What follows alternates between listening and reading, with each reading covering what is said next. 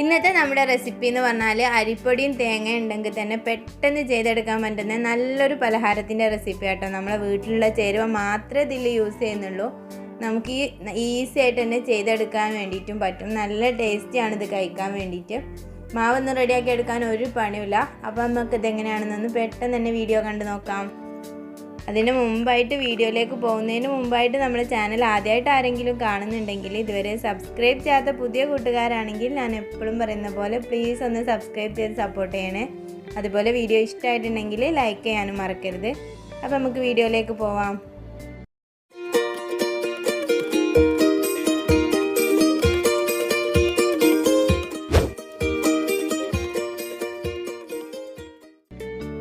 നമുക്ക് എല്ലാ ചേരുവയും കൂടി മിക്സിയിൽ ഒന്നിട്ട് കറക്കിയിട്ട് മാവ് റെഡിയാക്കി എടുക്കാം കേട്ടോ. അതിന് വേണ്ടിയിട്ട് ഞാൻ ഇതുപോലെ ഒരു കപ്പ് അളവിൽ അരിപ്പൊടി, നമ്മൾ ഇടിയപ്പത്തിനും പത്തിരിക്കൊക്കെ എടുക്കുന്ന വറുത്ത പൊടി തന്നെയാണ് ഞാൻ യൂസ് ചെയ്തിട്ടുള്ളത്. അത് ഞാൻ ചേർത്ത് കൊടുത്തിട്ടുണ്ട്. അതിലേക്ക് ഇത് അരക്കപ്പ് തേങ്ങയാണ് ചേർത്ത് കൊടുക്കുന്നത്. അപ്പോൾ തേങ്ങ എത്ര കൂടിയിട്ടുണ്ടെങ്കിലും നല്ല ടേസ്റ്റ് കൂടുകയുള്ളൂ. അപ്പോൾ അരക്കപ്പ് 1/4 കപ്പൊക്കെ വേണമെങ്കിലും നിങ്ങൾക്ക് ചേർത്ത് കൊടുക്കാം, പ്രശ്നമൊന്നുമില്ല.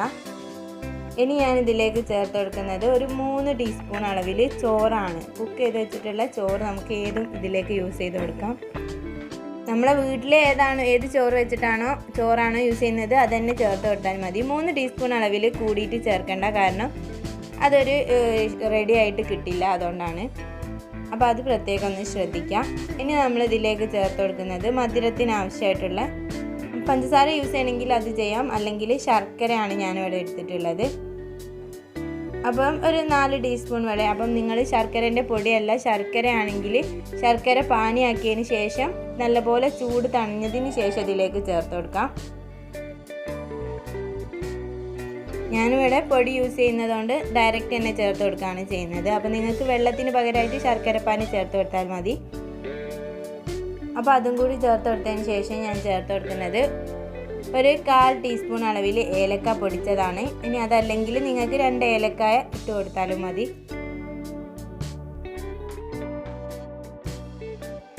അതുപോലെ നമുക്കിതിലേക്ക് മധുരമൊക്കെ ഒന്ന് ബാലൻസ് ചെയ്യാൻ വേണമെങ്കിൽ ഒരു പിഞ്ച് ഉപ്പും കൂടി ചേർത്ത് കൊടുക്കാം.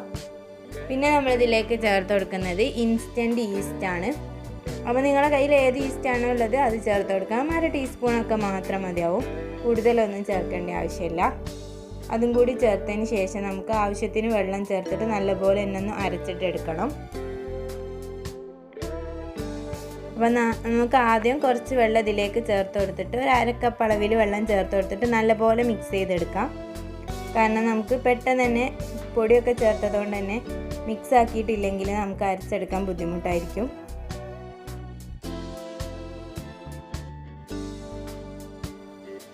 അതിന് ശേഷം നമുക്ക് ബാക്കിയുള്ള വെള്ളം കൂടി ചേർത്ത് കൊടുക്കാം. ഞാൻ ഏകദേശം ഒരു 1/2 കപ്പ് അളവിൽ, കറക്റ്റ് 1/2 കപ്പ് എടുത്തിട്ടില്ല, അപ്പോൾ നിങ്ങൾ നോക്കിയിട്ട് ചേർക്കുക. 1 കപ്പ് ഫുള്ളായിട്ട് ചേർത്തതിന് ശേഷം ഒന്ന് നോക്കുക, ആവശ്യമുണ്ടെങ്കിൽ വീണ്ടും ചേർത്ത് കൊടുക്കാം. ഞാൻ പിന്നെ കുറച്ചും കൂടി കഴിഞ്ഞിട്ട് അരച്ചെടുക്കുന്ന സമയത്ത് ഒരു 1/4 കപ്പ് വെള്ളം കൂടി ചേർത്തിട്ടുണ്ടായിരുന്നു.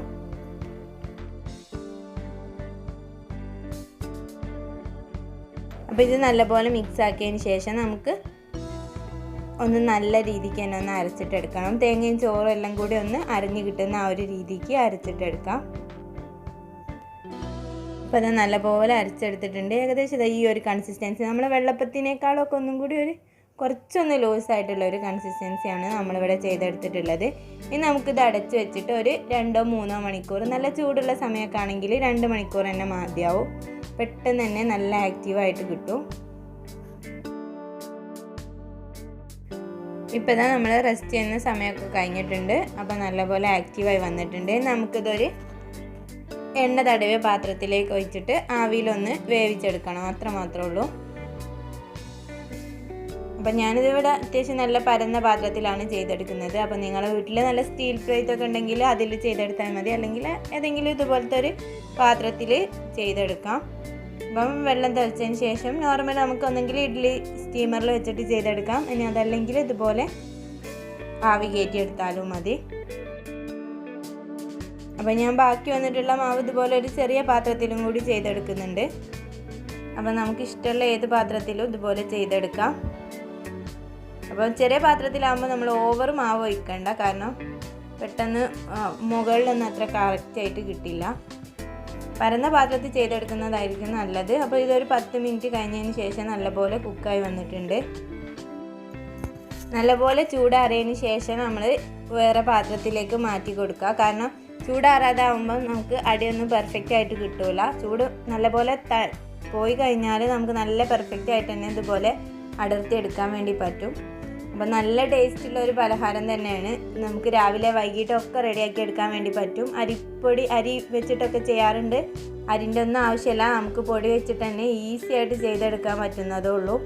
അപ്പോൾ എല്ലാവരും വീട്ടിൽ ട്രൈ ചെയ്ത് നോക്കിയതിന് ശേഷം കമൻറ്റ് ബോക്സിൽ റിവ്യൂ അറിയിക്കുക.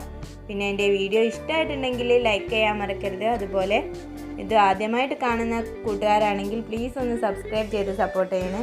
അപ്പോൾ അടുത്ത നല്ല ഈസി ആൻഡ് ടേസ്റ്റി റെസിപ്പി ആയിട്ട് വരുന്നത് വരെ ബൈ. Thank you.